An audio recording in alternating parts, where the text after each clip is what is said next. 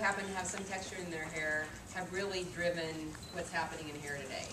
I mean, it has been a bottom-up, grassroots movement. And it was so interesting. I was actually at Breyer this morning, and a big announcement from Breyer is that they're coming out with a line of products for natural hair. Well, where did that come from? It came from this room. It came from people, everywhere who said, no, this is how I want to wear my hair, and you make the products for me.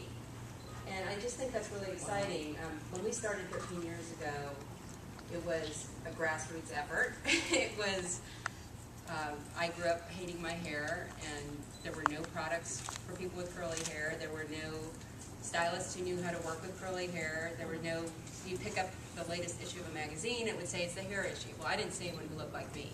I didn't see anyone with hair like mine. It was a very frustrating way to grow up.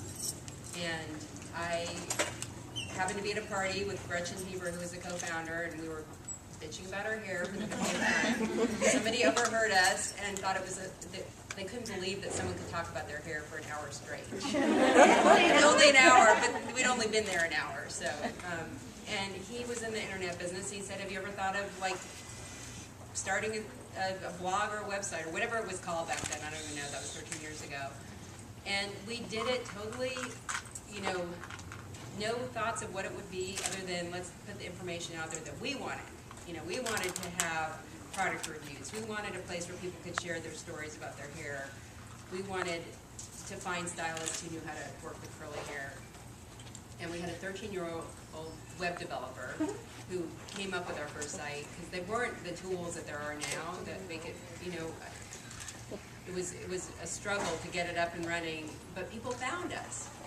And what we also found in the beginning and through the years have been companies started by women who have natural hair who were finding their own solutions. I don't like what's out there on the market.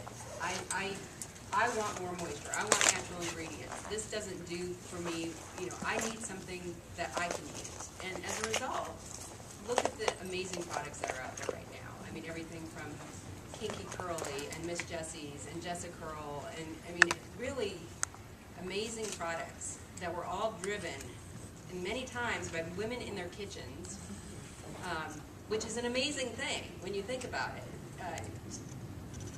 And what's happening now? What's happening now is that large corporations said, there's a market here.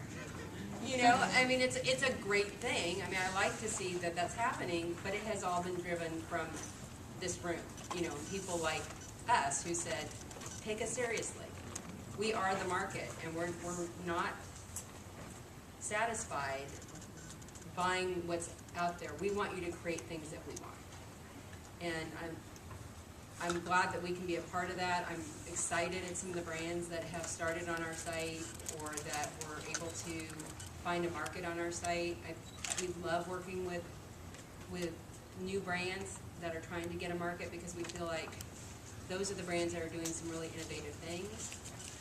So, we hope that we can continue to see this happening with companies coming out with new products, larger companies looking what's happening and really taking this market seriously, because as people have pointed out many times during this last 2 days, this is not a trend. This is not something that's going to be going away any more than people, it's my pet peeve and all my friends know it, when people come up and say, oh, you must feel so happy because curly hair is in. It's like, brown eyes are in, this is what you were born with, and you may choose to wear it differently each day. That should be your choice. That shouldn't be something that's dictated to you by magazines and celebrities saying, okay, now this is how you have to look. So, I'm very, very excited about the time we live in today. It's much different than it was 13 years ago. Dramatically different. When you can go to Target and find hair care products for curly and kinky hair on the shelves, not designated in a corner somewhere, but mainstream. That's an amazing thing to have happened in a short amount of time. And to have so many great options out there. It's wonderful. feel like growing up today is a much different thing than it was.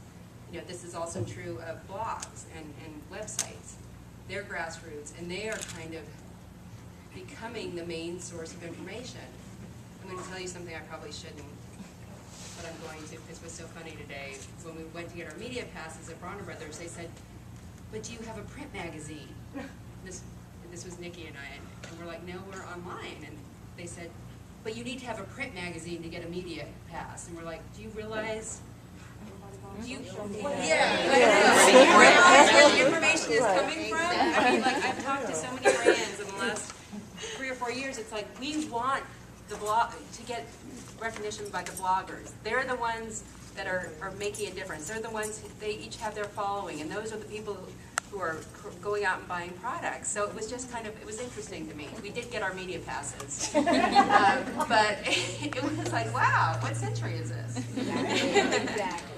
But I've really enjoyed being a part of this, and I hope that you all continue to go to Naturally Curly, and I hope, you know, we continue to see, you know, lots of new blogs out there with their own voices, because I think that is an amazing, wonderful resource for people to have.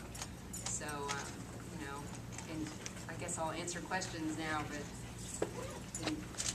I wanted to see a big job.